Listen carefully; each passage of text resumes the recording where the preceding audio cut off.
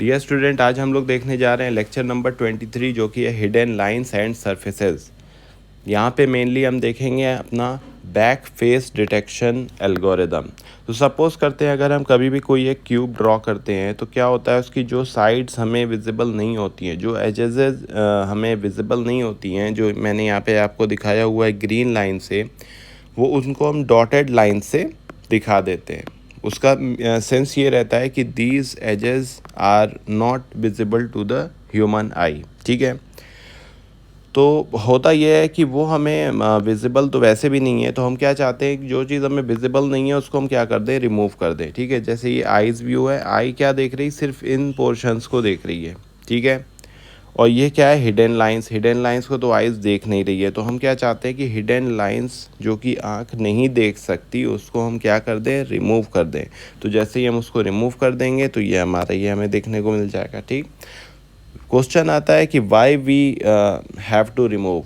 ठीक है, क्यों रिमूव करते हैं हम, क्योंकि थिंग्स नॉट विजिबल, अननेसेसरी उनकी कंप्यूटेशन करने का कोई सेंस नहीं है। ठीक है, अगर हम उनकी कंप्यूटेशन करेंगे तो अननेसेसरी उनकी टाइम कॉम्प्लेक्सिटी से स्पेस कॉम्प्लेक्सिटी ओवरऑल कंप्यूटेशन को क्या करेगी, अफेक्ट करेगी। अब हम देखते हैं हमारा बैक फेस डिटेक्शन एल्गोरिदम क्या है। ठीक है, तो सपोज़ करते हैं ये हमारा एक ऑब्जेक्ट है। ठीक है, हमने इसके एक्सेसेस बना लिए हैं। कौन से एक्सेस बनाए हैं, व्यू एक्सेस बनाए हैं। कैसे पता चला, एक्स वी लिखा है तो एक्स वी, वाई वी तो वाई का व्यू एक्सेस, जेड वी तो जेड का व्यू एक्सेस। ठीक है, अब हम ये देख रहे हैं इन फर्स्ट केस हमने लिखा है V view dot N greater than zero अगर है तो ये क्या है, बैक फेस।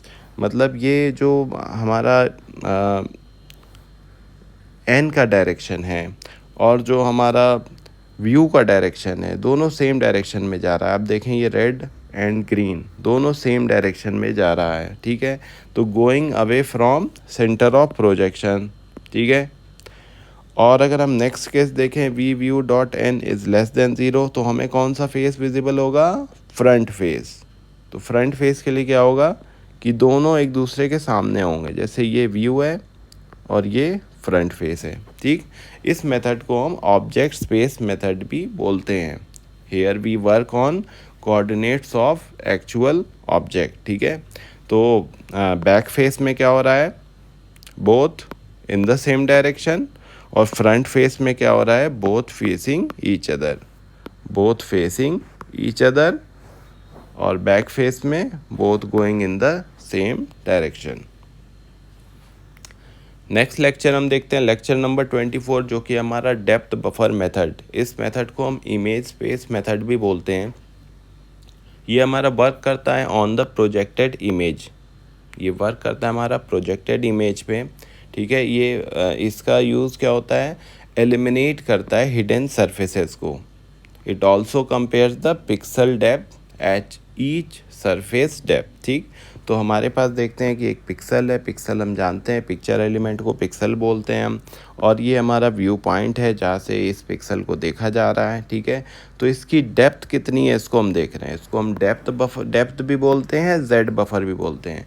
तो डेप्थ बफर जो होगा वो क्या देखेगा, डेप्थ ऑफ पिक्सल्स, और रिफ्रेश बफर जो होगा वो क्या देखेगा, इंटेंसिटी ऑफ द पिक्सल्स। ठीक है, तो हम अगर डेप्थ बफर मेथड की बात करें तो यहाँ पे क्या होता है कि जो भी सरफेस हमें विजिबल है, जैसे S1 है यहाँ पे, तो S1 हमें विजिबल है, S1 के ऊपर ओवरलैप हो गया S2 सरफेस, तो हमें विजिबल S2 है, अब S1 नहीं है। तो इसका मतलब क्या हुआ कि यहाँ पे ट्रांसपेरेंसी जो है वो नहीं है।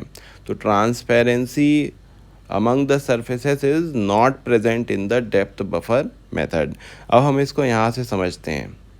जैसे मान लें हमारे पास तीन सरफेसेज हैं, S1 S2 S3, तीन सरफेसेज हैं हमारे पास। ओके, हमने कुछ ये स्केल्स यहाँ पे लिख दिए हैं, वैल्यूज़ कुछ समझने के लिए अभी देखेंगे। तो ये हमारी व्यू एक्सिस है, X view, Y view, Z view. ठीक है, ये जेड व्यू का पॉजिटिव डायरेक्शन है जिसको मैंने ग्रीन कलर से दिखाया है, ये जेड व्यू का नेगेटिव डायरेक्शन है जिसको मैंने रेड कलर से दिखाया है। तो हमारे पास दो केसेस हैं यहाँ पे। केस 1 देखते हैं हम कैसे मूव कर रहे हैं, right to left. Right to left मतलब z प्लस से z माइनस, z प्लस से z माइनस। ठीक है, z प्लस से z माइनस। तो लार्जर z वैल्यू जब होगी तो क्या होगा, व्यू क्लोज़र। ठीक, लार्जर z वैल्यू मतलब जितनी लार्जर z वैल्यू, जितनी लार्जर z वैल्यू उतना क्लोज़र। ठीक है, और जब हमारा डेप्थ बफर को हम इनिशियलाइज कर रहे हैं तो वो 0 से इनिशियलाइज हो रहा। रिफ्रेश बफर को कर रहे हैं तो क्या होगा, पहले से कोई ना कोई बैकग्राउंड होगा, तो वो बैकग्राउंड को हम रिप्रेजेंट कर रहे हैं बीजी से, आई बीजी, ठीक है। जब भी Z new greater than D X Y हो जाएगा तभी हम उसको अपडेट करेंगे विद द न्यू वैल्यू, ठीक। ये फिगर आपको रिमेंबर होगा, इसको आप एक बार मेरी प्रीवियस वीडियो में देखिएगा। ये फिगर यहाँ से रिलेटेबल है, ठीक है। ये आपको दिख रहा होगा, ये ओरिजिन के थ्रू ही ये जा रही है लाइन, ऐसे ही ये इनके ओरिजिन के थ्रू ही जा रही है लाइन, ओके। अब केस 2 में क्या हो रहा है, हम मूव कर रहे हैं लेफ़्ट टू राइट, हम मूव कर रहे हैं left to right, left to right.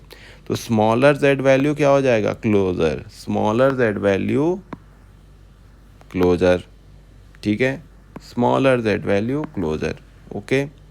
तो इसके बेसिस पे आपको डिसाइड करना है कि व्यूअर किस साइड होगा, किस साइड से व्यूअर देख रहा होगा।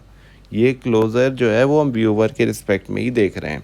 तो डी एक्स वाई यहाँ पर हमारा जेड मैक्स इनफाइनाइट होगा, आर एक्स वाई हमारा आई बी जी होगा। और यहाँ पे हम अपडेट कब करेंगे, जब Z new less than D X Y हो। यहाँ पे अपडेट कब कर रहे थे, जब Z new greater than D X Y हो, ठीक है।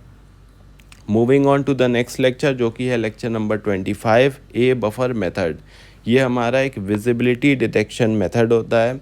इसकी सबसे इम्पॉर्टेंट लाइन क्या है कि renders everything you ever saw, मतलब कुछ भी इसने अगर देखा हुआ है तो वो उस चीज़ को रिमेंबर करता है। सपोज़ करते हैं कि हमारे पास ये सरफेस है, जो ब्लू सरफेस हमें दिख रहा, ब्लू सरफेस पे ओवरलैप हुआ ग्रीन सरफेस, और ग्रीन सरफेस पे ओवरलैप कौन हो गया, रेड सरफेस।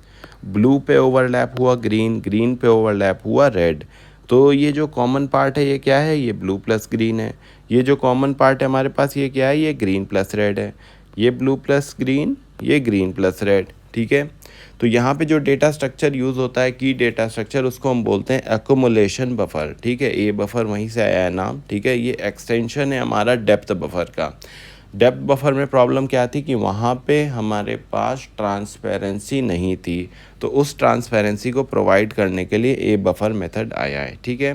तो क्या होगा, दो फील्ड्स होंगे हमारे पास, एक होगी डेप्थ फील्ड, एक होगी इंटेंसिटी फील्ड, ठीक है। तो डेप्थ फील्ड क्या स्टोर करेगी, पॉजिटिव नेगेटिव रियल नंबर, और इंटेंसिटी फील्ड स्टोर करेगी सरफेस इंटेंसिटी इंफॉर्मेशन और अ पॉइंटर वैल्यू, ठीक। तो अगर हमारा सरफेस क्लियर है कि ब्लू है या ग्रीन है या रेड है, तब तो हम सीधे डेप्थ ग्रेटर देन और इक्वल टू 0 RGB करस्पॉन्डिंगली आ जाएगा। लेकिन अगर हमारा एक सरफेस पे नेक्स्ट सरफेस ओवरलैप है, फिर उस सरफेस पे नेक्स्ट सरफेस ओवरलैप है, तो हम यहाँ पे एक डेटा स्ट्रक्चर यूज़ करते हैं जो कि है लिंक लिस्ट। ये सिंगल लिंक लिस्ट आपको दिख रही होगी यहाँ पे, ठीक है। इसके डिफरेंट नोड्स यहाँ पे हमें दिख रहे हैं। तो डेप्थ जब भी लेस देन 0 तो हम क्या हुआ, सरफेस 1 की इन्फॉर्मेशन की तरफ गए। फिर सरफेस 1 से हमने इन्फॉर्मेशन लिया, तो सरफेस 1 से इन्फॉर्मेशन लेके सरफेस 2, सरफेस 1 से इन्फॉर्मेशन लेके सरफेस 2, ऐसे ही सरफेस 2 से इन्फॉर्मेशन लेके सरफेस 3, ठीक है। तो इस तरह से हम बढ़ते जाएंगे जितने भी सरफेसेस हमारे पास होंगे, ठीक है।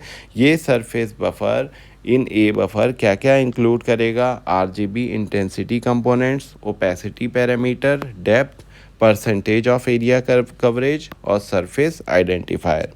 ये सिमिलर टू एक डेटा स्ट्रक्चर है जो कि स्टोर करता है डिफरेंट पार्ट्स को। जैसे ऑपरेटिंग सिस्टम ने आपने PCB देखा होगा, PCB स्टोर करता है process ID, process identifier and different things. ऐसे यहाँ पे ये क्या स्टोर कर रहा है, सरफेस आइडेंटिफायर। सरफेस से रिलेटेड डेटा है तो सबसे पहले surface identifier, then percentage of area coverage, then depth, then opacity parameter, then RGB intensity components etcetera, okay. तो नेक्स्ट लेक्चर में हम देखेंगे लेक्चर नंबर 26, जो कि है हमारा स्कैन लाइन मेथड।